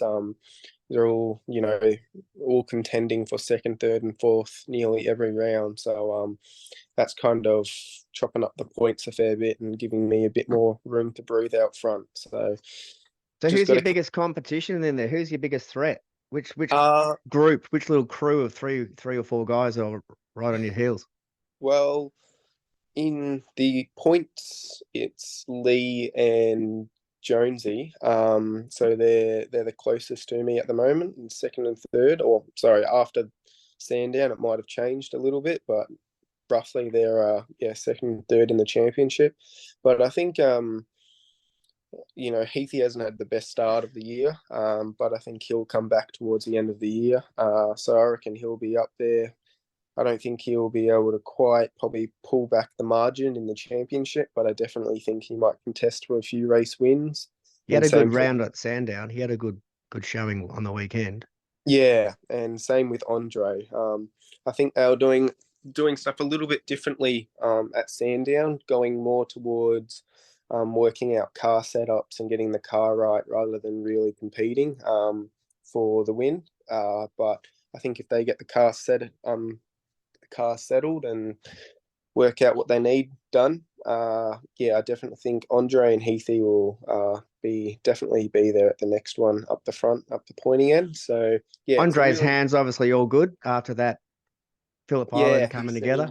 He seems to be doing pretty all right, and yeah, I think he was just getting his confidence back at Sandown. It was quite a big hit down at the Mm. island. Even when I headed down to the island, the round after, it did take a couple of laps just to get your confidence back up and get back in the car and get everything sorted. So yeah, I think he's just building his confidence back up. He has had a couple of not his fault, but he has had a couple of big shunts in the car. So yeah, it's just about building your confidence back up, getting yourself in the car, and yeah, as I said, confidence. So once he Yep. gets his confidence, he's a quick driver, so no doubt he'll be up there and battling for the lead And again. what happened with Charlie's car this weekend? The motor Yeah, seized up or something. Charlie had a real up and down weekend. I think in the end, even though she did blow a motor, it's never ideal. She definitely did learn a fair bit, and she was able to jump into a Sabre 02 and have a crack in one of them. So yeah, she was lent a car after she blew her engine. I think it was in the first race. So yeah, she was fortunate enough that someone, Brett Burden, lent her his car and let her have a steer in that for the rest of the weekend. And so yeah, she was able to get her hands on a real competitive car, and I think she really enjoyed it. So a bittersweet weekend, but I think they definitely learned a lot. And kind of realised where they want to go for the future. If they want to get a bit more up the pointy end. She ended up in top 10, I think, didn't she? Yeah, definitely. What Couple is 10th. a really good effort coming into a O2. They're not the easiest cars to drive, especially compared to a Jacer. They're very taily in the back end. The Jacers have quite settled in the back end, and if anything, you get quite a bit of front end push. And it's nearly the complete opposite in the O2. The O2 is, the steering's extremely pointy, and it will go exactly where you want it to. But it's just a matter of whether the rear end's going to follow it around or going to loop you around. So she did a really good job to keep the car straight, especially jumping in straight into a racing scenario. It wouldn't have been the easiest thing, and it would have been daunting. So She hats does off to like the her. wet, though. You guys did get some rain on the Sunday, didn't you?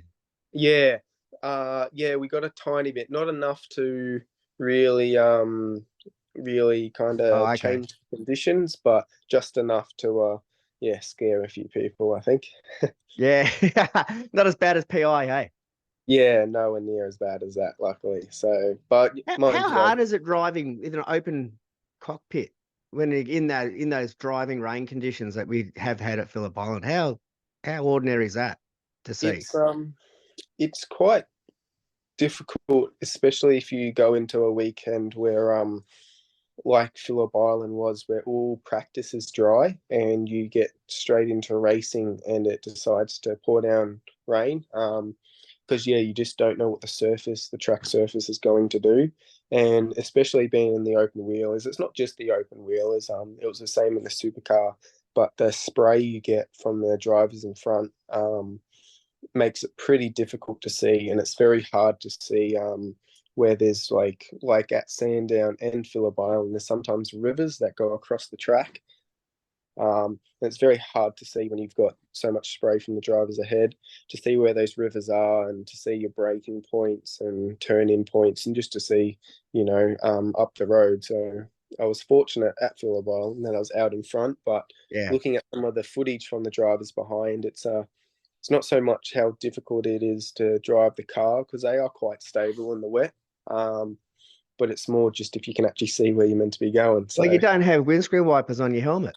exactly. So you end up about 3 laps in with a foggy visor and you can't see anything out of it. And it can get pretty difficult, but I love those conditions. It kind of throws a spanner in the mix, and it really brings out the driving techniques. And I find, coming from karting especially, it really brings out how hard you can drive, and just your understanding of track surface and where you should position the car to find the most grip, really. So yeah.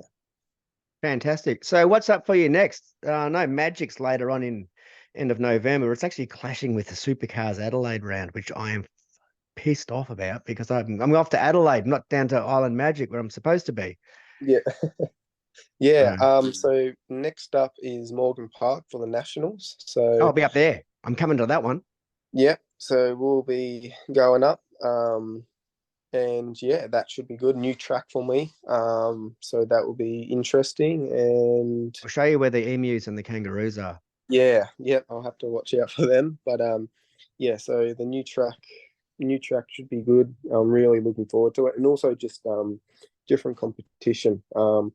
Looking forward to, they've got some real good drivers up there. So looking forward to seeing, first round at Winton went quite well for me. And if anything, I think we got the car a bit more faster now.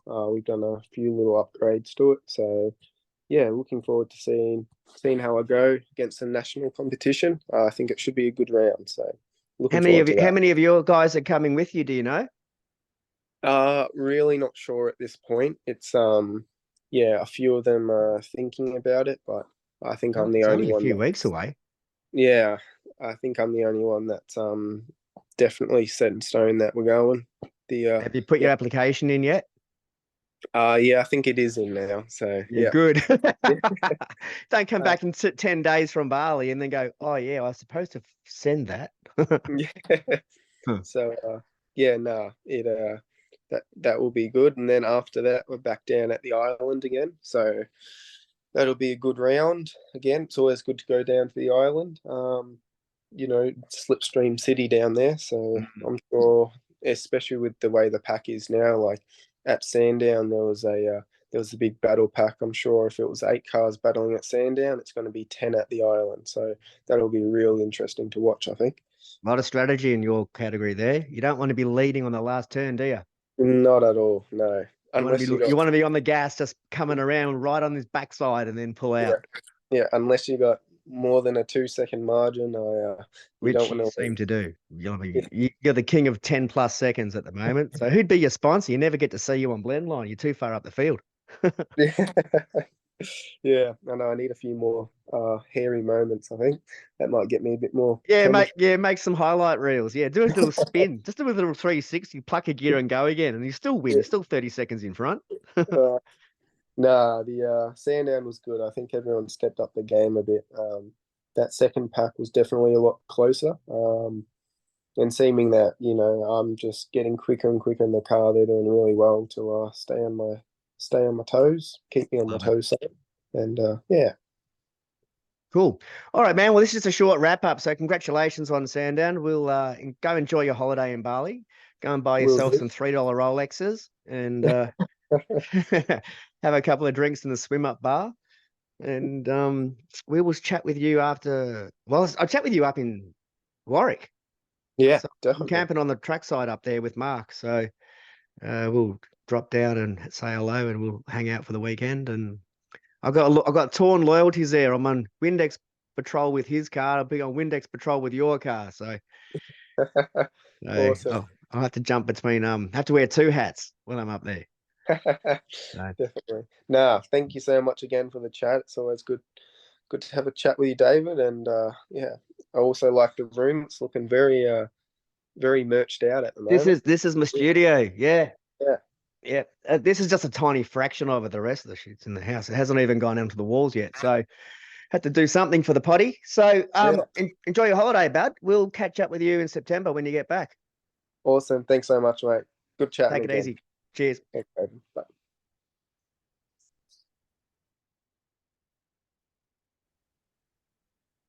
Okay, thanks, Reef. Thanks very much for that. Good luck up in Sandown, up in Warwick, and I'll see you Phillip Island and stuff later in the year too. So enjoy your holiday in Bali. Don't get too hurt in the pool bar. And your favorite word is tadak. Tadak terima kasih. No, thank you. When you don't want to buy another $2 Rolex watch. All right, mate. Mark, we're back. So win it or bin it. This is just going to be very short, like 10 words or less. It's a short and sharp quiz. The track improvements at Queensland Raceway, the shade sails across the top, the canteen, the upgrade in the canteen, and the clean toilets. Win it or bin it. Has Tony Quinn done a good job? No, Tony Hood's done a great job, mate. It's definitely a win. It's my home track. It's literally 15, 20 minutes from my place.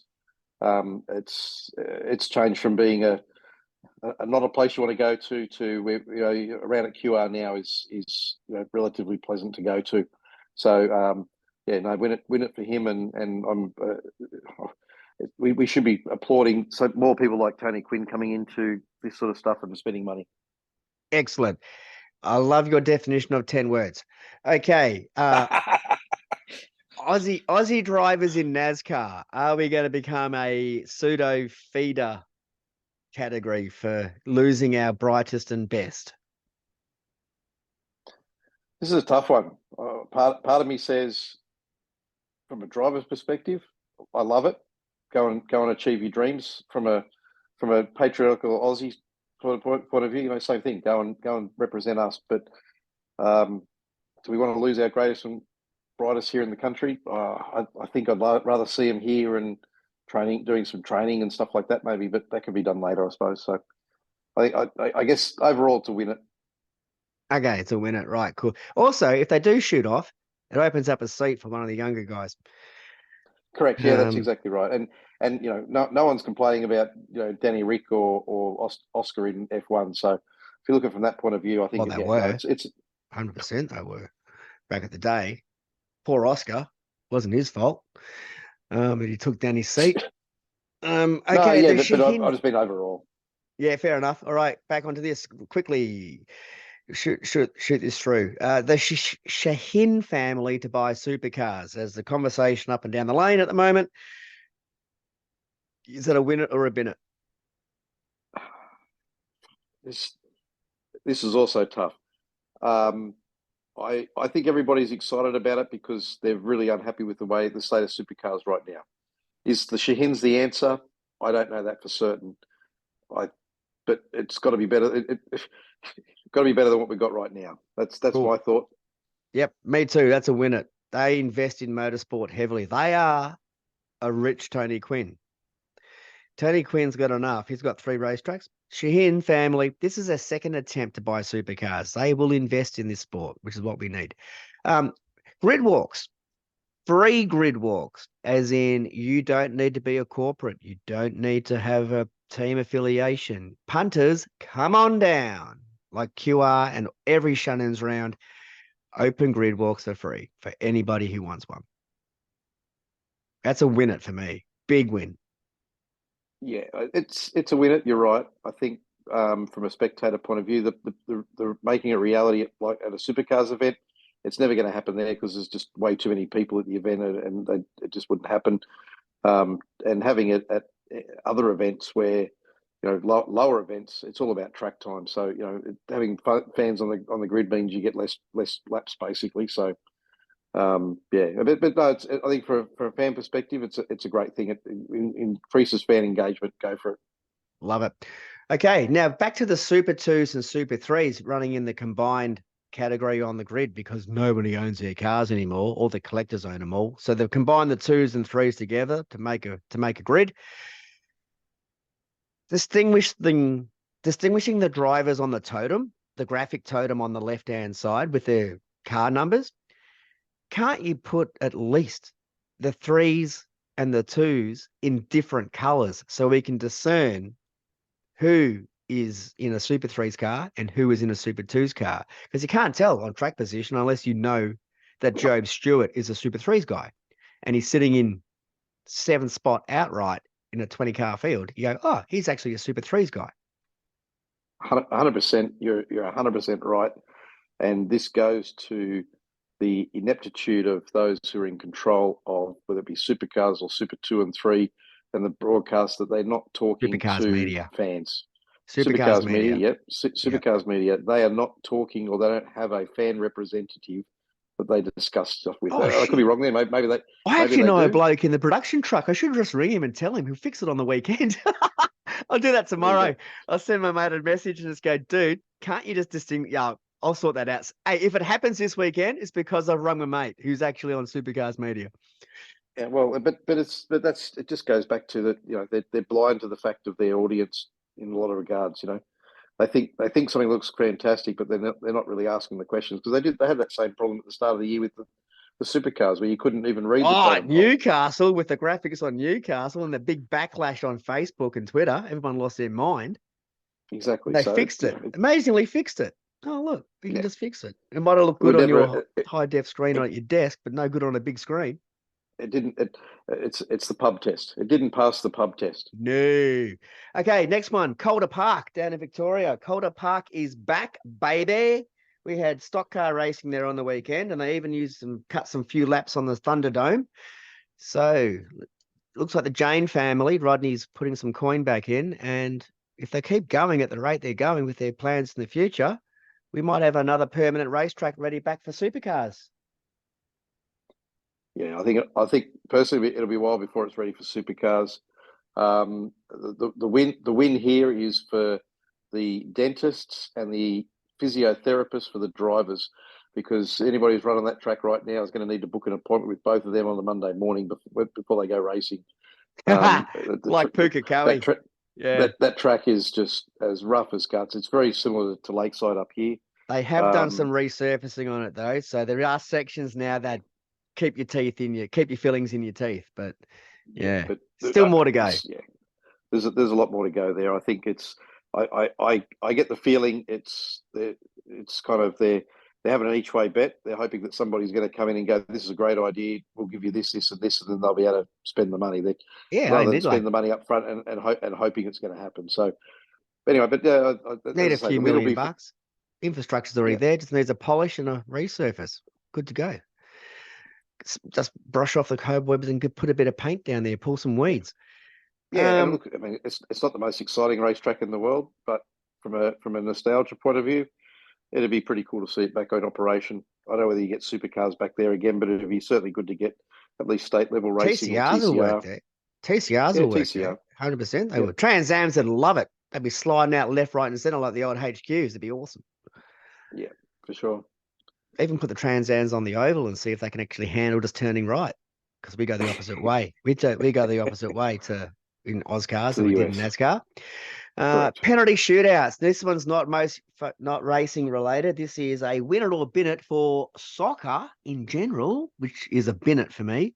But if you have to watch it, and there's 100 minutes of draw, 0-0 or 1-1, penalty shootouts. Holy hell, they are way more exciting. Just ditch the first 100 minutes and go straight to the penalty shootout. Yeah, I hear. Penalty shootouts good. They're certainly fun. Look, I'm not a soccer fan either, potentially, but I will admit that I've watched more soccer since the Women's World Cup has been on than I probably have in the 10 years prior. Easily. Easily. And to be honest with you, I actually have enjoyed many of the matches. I find it far more entertaining than the men's. The men's seems to be just almost like it's like they're playing chess with their feet, whereas and I'm sure the women are doing some of that to some degree as well. But it's far fast paced, and you actually get excited by it. It's much better. But yeah, so penalty shootouts, I think it's a win. Cool. All right, man. Thank you very, very much. Now, basically, we're going to wrap this up now. Upcoming rounds of racing, if you guys want to all tune in. I'm going to get this one out tonight, this potty, so I've got to do some whole bunch of editing right now to get this out. But this weekend at the Shell V-Power Motorsport Park, formerly known as the Bend, round 8 for the supercars. TCR next round is coming up at Sandown on the 8th to the 10th of September, only in a few weeks. That's going to be huge. That's the precursor leading into the world rounds. And on the same weekend, unfortunately, for a clash, is the Morgan Park Queensland State Championship round up there for the Formula Vees, which I will be attending because Reef McCarthy's going up there. Also, I get to crash at this guy's house, and it's free. So that's also on the 8th to the 10th of September. You can catch. Bring your Windex bottle with you. Yes, well, I had to bring 2. I'm wearing 2 hats because I think I'm in charge of doing Reefy's Windex as well as your Windex. So I don't know which. I'll be bouncing between garages, I think. I don't know. I'll be pulling rank. Yeah. Okay, fine, President. Hey, if you want to introduce a Reefy, give you some tips, I'm going to have to let me down that garage at some point. So, and for the ones of the newfound fans of NASCAR who all of a sudden think NASCAR is the be all and end all and it's amazing and how cool is NASCAR, Monday morning, 21st of August, coming up this Monday, 5 a.m. Eastern Standard Time, is Watkins Glen. It's a road course. That's the next NASCAR Cup round. No, we don't have anybody racing in it from Australia. All the boys are back here punching on up at the Bend. So basically, good luck to Erebus and Will and Brody. You can basically put 888 in the wall. I'd be happy with that. Although there are no walls in the middle of a swamp. And my mate Graham is down there, and he's been trying to convince me to go to the Bend now for the last few years. And I just steadfast look him in the eye and go, yeah, nah.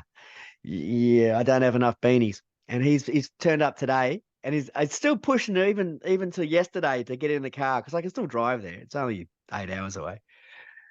And kids going, you got to come. It's great. It's fantastic. You park up. You got your campsite right on the fence. You can see the cars come past in the camper trailer. And I'm going, yeah, it's 6 degrees. The wind's coming in sideways. It's raining. I've got 4 beanies on my head, 3 jackets. You can have that. So Graham is right there now trying to convince me how good it is while he's texting me that it is flogging down rain as they're driving over the South Australian border. Yeah, well, the only place you're gonna put up with that sort of weather is if you go to Bathurst. Anywhere else, it's not. You don't go watch motorsport like that. Nope. You do it like we did. You do it like we did on the weekend, where everybody be pleased to know is middle of winter here, and we had 30 degrees on Saturday and Sunday at the racetrack. Shorts, t-shirt, caps. The Branger got burnt. You know, like it's total no comparison. Thank you, to going Tony to the bend, Quinn, for your sure. shade sales. So, You've made the whole joint Ranger proof. It's awesome. almost Ranger proof. But yeah, it's a bloody cold place down there by the sounds of things. It's not the place. Nah, it's I don't know. miserable. Miserable. I'm not sure. Talking to 2 other not sure. guys that are rolled in today. They're down there going, yeah, we've been here before. They've got their 3 jackets and their 4 beanies. Like it's miserable, windswept marshland swamp that's been converted into a racetrack because it was cheap land that the South Australian government even paid for. So, yeah. Anyway, Graham, enjoy your fire. Put another log on it. Enjoy your beer. Drink more so you can't feel the hypothermia creeping in and 2 o'clock in the morning. And good luck to Erebus this weekend. And we will talk with all of you guys after this round. And we'll just wait and see what chaos the Bend has in store for us this weekend. So hopefully it's not boring racing, but you might get some spice out of this one. Before you forget, because I know you will, huge thanks to Game Life for sponsoring your potty.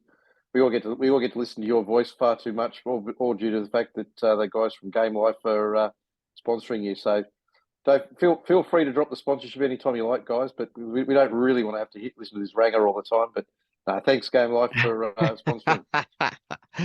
On your Sweens, for all of your online streaming and gaming accessories and needs, gamelife.com.au. So thanks, Mark, for filling in. If anybody wants to sponsor a Formula V in Queensland, I've got plenty of space on the side of my car. Just let us know. Yeah, hit us up on Facebook. Hit us up on Chat with the Hat. Come and follow us on socials, Spotify, Apple Podcasts, Google Podcasts, all of your good podcast streaming services. I think I'm about 9 of them. I don't even check the other 5. No idea if anybody even listens on them. But Facebook, chatwiththehat.com.au. Not .com.au, Chat with the Hat. And YouTube is Chat with the Hat, all one word, no spaces. So if you're searching for us on YouTube to see us on the podcast, if you type in chat, you're going to get another like the hat chat guy.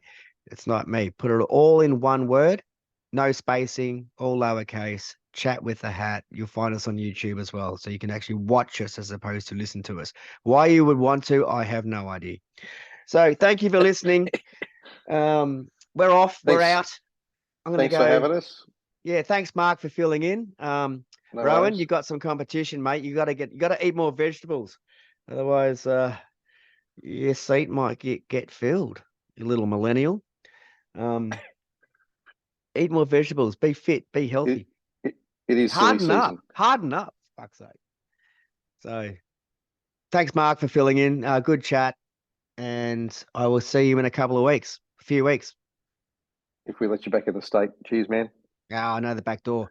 All right, bud. Talk to you later. See you, mate.